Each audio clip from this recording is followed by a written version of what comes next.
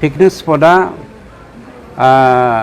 माखासे लिमिटेड एरियायावहाय दोननानै बाखिखौ जोङो फोजोबनायनि बेबस्था लादों।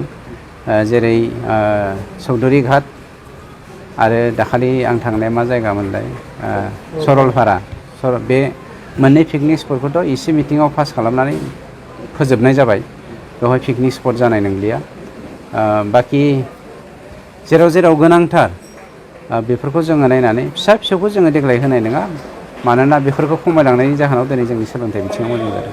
मोनसे गोजोनथाव खौरां 2023-24 सोलोंथाइ बोसोरनि थाखाय 11-12 थाखोनि गोदानै मुं थिसननाय लानानै फैदों बाक्सा जिल्लानि सालबारि बाजारनि साखाथियाव थानाय सेन्ट जेभियार्स इंलिश स्कुला।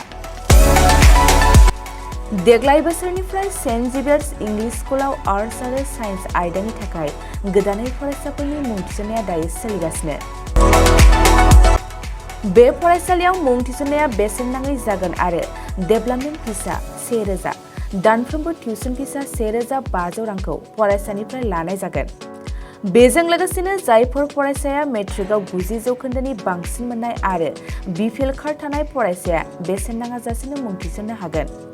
बबेखानि 80 जौखोन्दोनिफ्राय बांसिन नम्बर लानानै उथ्रिनाय आरो बिपिएल कार्ड थानाय फरायसाफ्रा मुं थिसननायाव 50 जौखोन्दो फ्रि जागोन।